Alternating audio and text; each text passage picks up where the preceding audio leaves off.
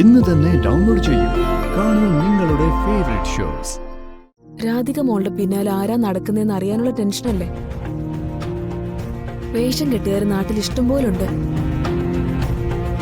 നമുക്ക് വേണമല്ലോ ഒരു കാര്യം ചെയ്യാം. പോലീസിൽ ഒരു കംപ്ലൈന്റ് കൊടുക്കാം. വേണ്ട അടുത്തേ, അമ്മയാണെന്ന് പറയാൻ ഞാൻ അവളോട് മടിച്ചത് അതിന്റെ പിന്നിൽ അവളെ ആരെങ്കിലും അപകടപ്പെടുത്തിയാലോ എന്ന് പേടിച്ചിട്ടാ. അവളുടെ നെഞ്ചിടിക്കുന്ന ശബ്ദം ദൂരെ തന്നെ കേൾക്കാം. കൽപ്പനെ, ഇവള് കയറി തൂങ്ങുകയെങ്ങാനും ചെയ്യോ? അങ്ങനെയൊന്നും പേടിക്കണ്ട. ഈ വിധിയോർത്ത് കരയാൻ ശീലിച്ച ഒരു പെണ്ണും ഒരു കാലത്തും സ്വയം ചാവില്ല. മറ്റുള്ളവർക്കൊരു ഉദാഹരണമായി ജീവിച്ചിരിക്കാനാണ് പതിവ്. എന്തായാലും അവളായിട്ട് ചാവില്ല, നമ്മൾ കൊല്ലും.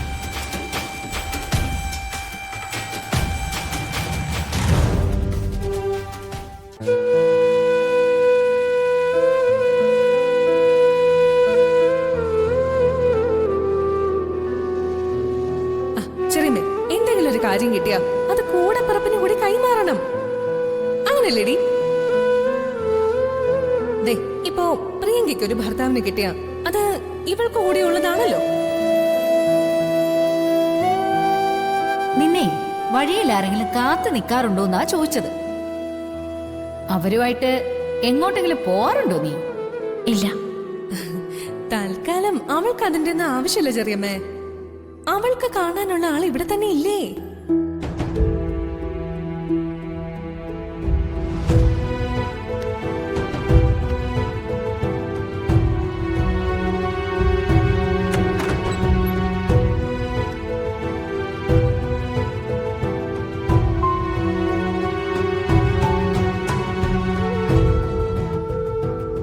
ഞാൻ താമരാൻ കാത്തിരിക്കായിരുന്നു.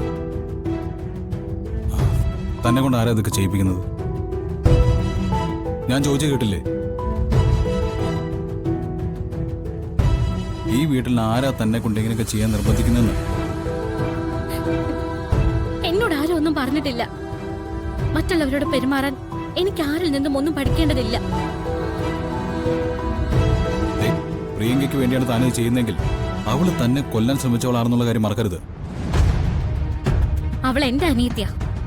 ഞങ്ങൾ തമ്മിൽ പിണങ്ങും, വഴക്കിടും, ചിലപ്പോ പരസ്പരം കൊല്ലാൻ നോക്കിന്ന് വരെ വരും.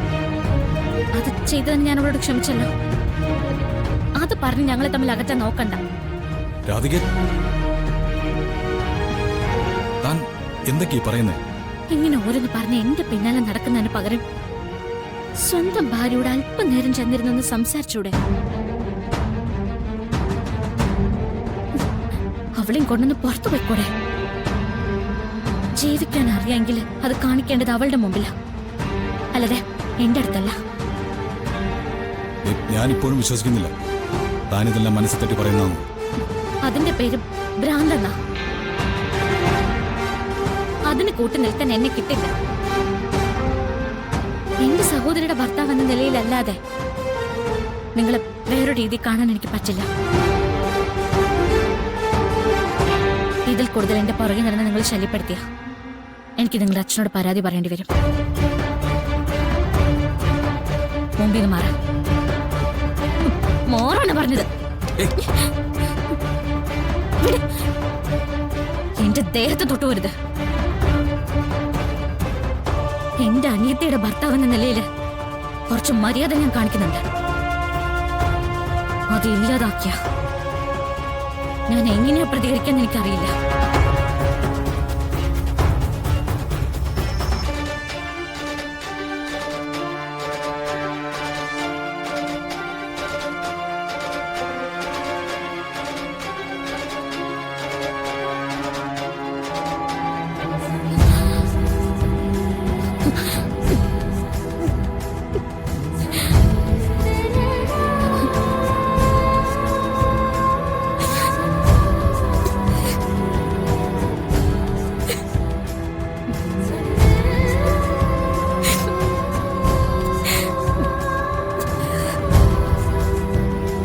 രാധികയെ വിശ്വസിക്കാം.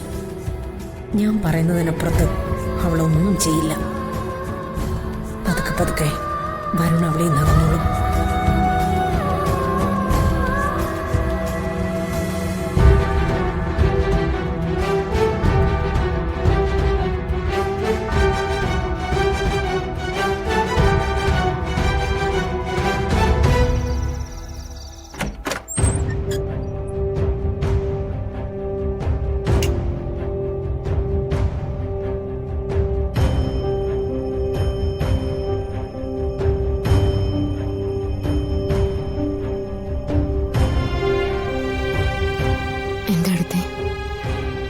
അല്ല, ഉറക്കത്തിൽ കിടന്ന് എന്തൊക്കെ വിളിച്ചു പറയുന്ന പോലെ തോന്നി. എന്താ പറ്റി? ഒന്നുമില്ല. പനിക്കുന്നുണ്ടല്ലോ. വല്ലാണ്ട് തണുക്കുന്ന പോലെ തോന്നി. അതേ പിന്നെ എങ്ങനെയാ?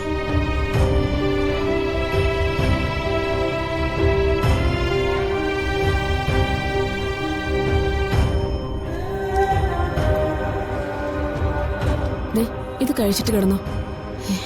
വേണ്ട അടുത്തേ. പരീക്ഷിക്കണ്ട, കഴിച്ചേ, എണീക്ക്.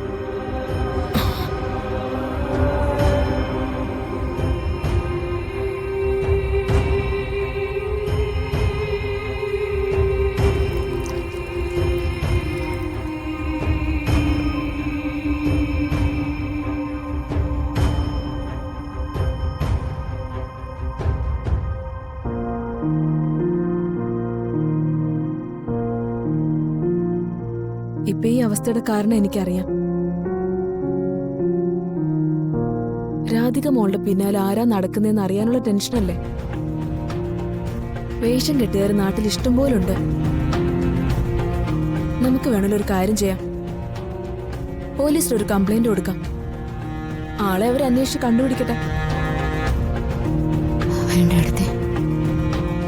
അമ്മയാണെന്ന് പറയാൻ ഞാൻ അവളോട് മടിച്ചത് അതിന്റെ പിന്നിൽ അവളെ ആരെങ്കിലും അപകടപ്പെടുത്തിയാലോ എന്ന് പേടിച്ചിട്ടാ. അപ്പൊ ഒരു പോലീസ് കംപ്ലൈന്റ് അതിനേക്കാൾ ഉപദ്രവമായിരിക്കും. അല്ലാതെ തന്നെ നമുക്ക് കണ്ടുപിടിക്കാൻ നോക്കാം. രാധികയെ സംബന്ധിച്ച് പെറ്റമ്മ ആരാന്ന് അവൾക്ക് അറിയില്ല. ഇങ്ങനെ ഒരാള് നിരന്തരം വന്ന് പറഞ്ഞുകൊണ്ടിരിക്കുകയാണെങ്കിൽ അത് സത്യമാണെന്ന് കുറെ കഴിഞ്ഞെങ്കിലും അവള് ഭരതെടുത്തേ. അങ്ങനെ ചിന്തിക്കാനുള്ള ശക്തി കൂടി എനിക്കില്ല. തൽക്കാലം ഒരു കാര്യം ചെയ്യും. ചിന്തകളൊക്കെ മനസ്സിൽ നിന്ന് മാറ്റിവെച്ച് ഉറങ്ങാൻ നോക്ക്. അപ്പൊ പിന്നെ മനസ്സിലെ ക്ഷീണമൊക്കെ മാറിക്കിട്ടും. ഞാൻ ഇരിക്കണോ കൂടെ? വേണ്ട,